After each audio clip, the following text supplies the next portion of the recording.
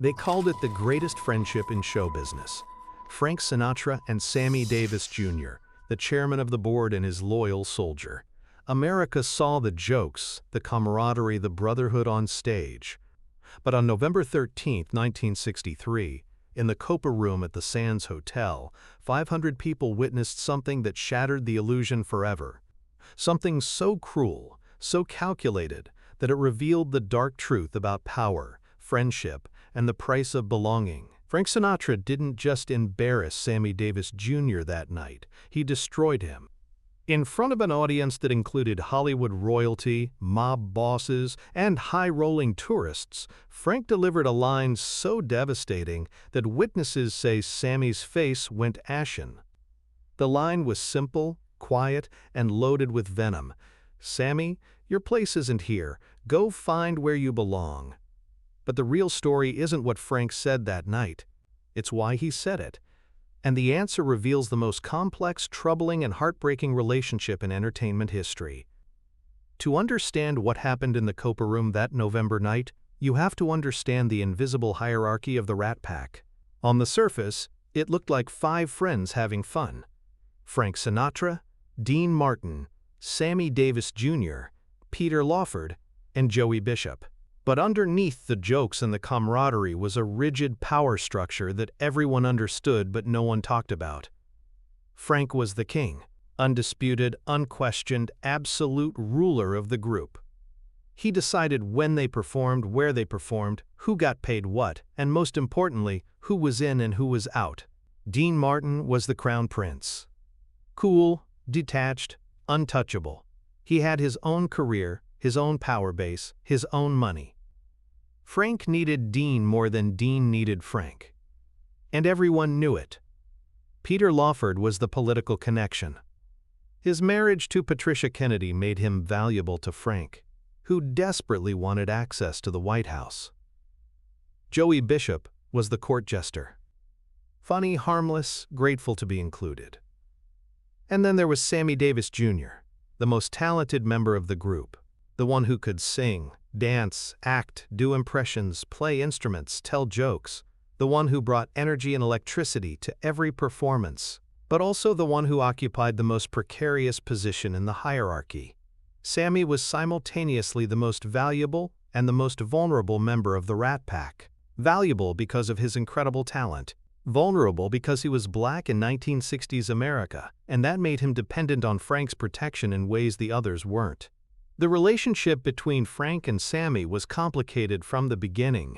Frank genuinely cared about Sammy, defended him against racism, included him in a world where black entertainers were usually excluded.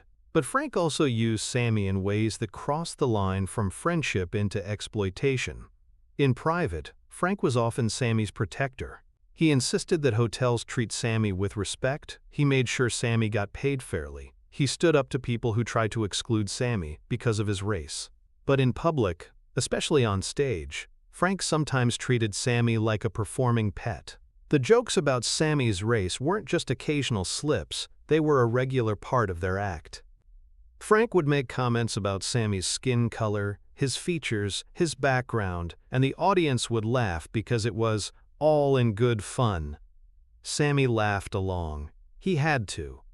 Challenging Frank meant losing everything: his career, his income, his place in the most exclusive club in show business. So Sammy became the smiling victim of jokes that cut deeper than anyone realized. November 13, 1963 was supposed to be a celebration. The Rat Pack was performing together at the Sands for the first time in 8 months. The room was packed with VIPs. The atmosphere was electric. Everything was perfect. Until it wasn't. The trouble started during the second set. Frank, Dean, and Sammy were doing their usual banter, trading jokes and insults. The audience was eating it up. But something was different about Frank that night. Those who knew him could see it. He was agitated, on edge, looking for a target. The target became Sammy. It started with small digs, comments about Sammy's height, his energy, his eagerness to please, normal Rat Pack stuff. But the comments kept coming, each one a little sharper, a little more personal than the last.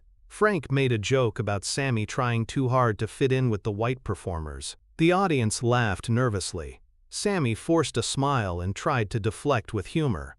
Then Frank made a comment about Sammy's religion. Sammy had converted to Judaism in 1954, a decision that made him even more of an outsider in some circles.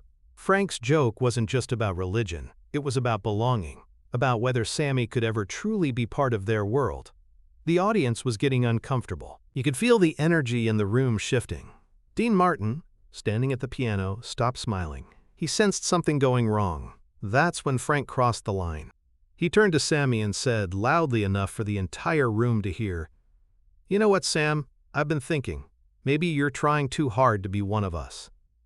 Maybe your place isn't here with the big boys. Maybe you should go find where you actually belong." The Copa room went dead silent. 500 people held their breath. Frank wasn't joking anymore. His voice was cold, serious, cutting. He was using his power as the leader of the Rat Pack to publicly humiliate his supposed friend in front of everyone who mattered in their industry. Sammy stood frozen on stage. His mouth opened, but no words came out. The man who could improvise with anyone, who could handle any heckler, who could turn any moment into entertainment, had nothing. Dean Martin walked over from the piano. For a moment, it looked like he might intervene. But Frank shot him a look that said, "Stay out of this," and Dean stopped. The silence stretched on for what felt like an eternity. The audience didn't know whether to laugh, applaud, or leave. Some people started looking at their drinks, uncomfortable with witnessing such a public destruction. Finally, Sammy found his voice. But instead of the sharp comeback everyone expected, instead of the quick wit that was his trademark, Sammy said something that broke everyone's heart.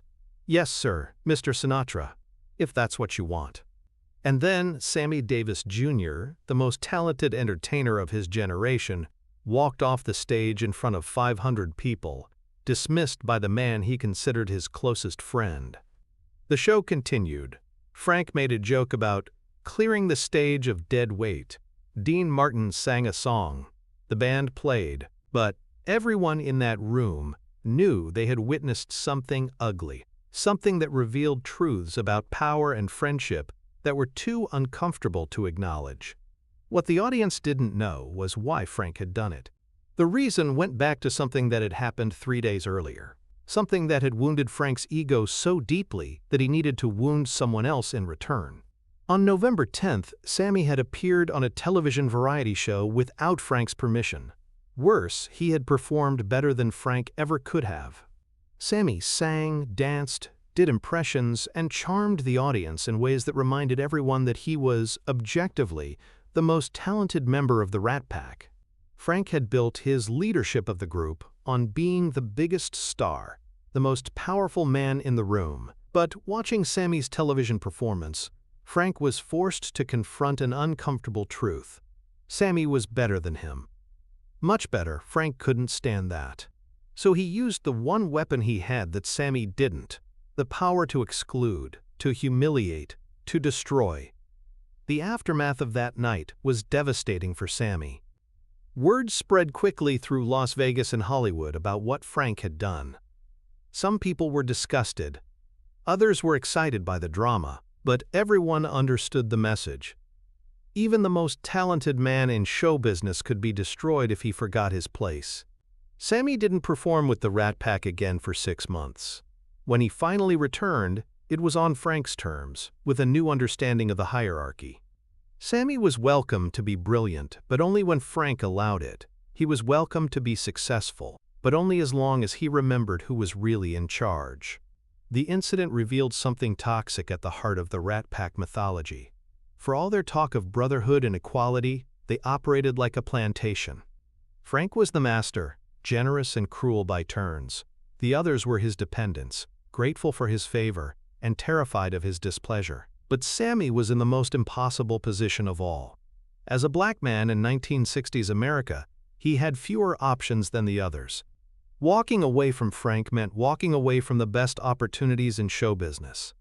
So Sammy stayed, accepting a dynamic that diminished him as a person while showcasing his talent. Years later, people who were close to Sammy, said that November night haunted him for the rest of his life. He never got over the public humiliation, the casual cruelty of being dismissed by the man he loved like a brother. But perhaps the most tragic part of the story is that Frank probably thought he was teaching Sammy a necessary lesson about respect and hierarchy. In Frank's world, loyalty was everything, and challenging his authority, even accidentally, was unforgivable. The relationship between Frank and Sammy limped along for another 25 years, but it was never the same.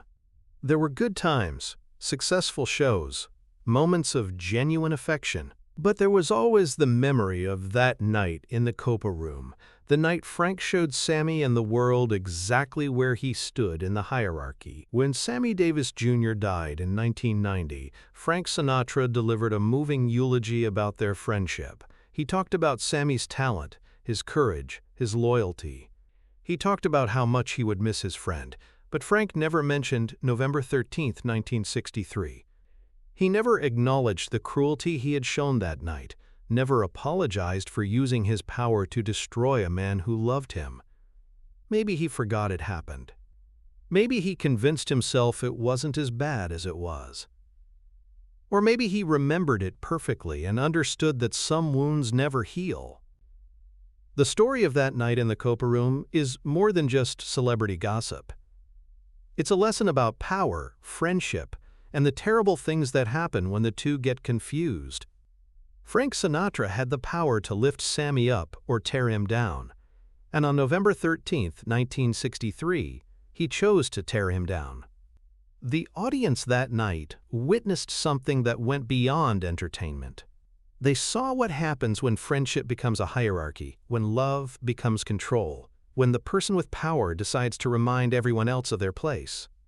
Sammy Davis Jr. deserved better. He deserved a friend who celebrated his talent instead of being threatened by it. He deserved a leader who protected him without humiliating him. He deserved to be seen as an equal partner instead of a gifted subordinate. But in Frank Sinatra's Rat Pack, equality was never really on the table. There was only Frank, and there was everyone else. And on November 13, 1963, Frank made sure Sammy Davis Jr. never forgot which category he belonged in. The tragedy isn't just that Frank said those words. The tragedy is that Sammy had to smile, say yes sir, and keep performing as if his heart wasn't broken.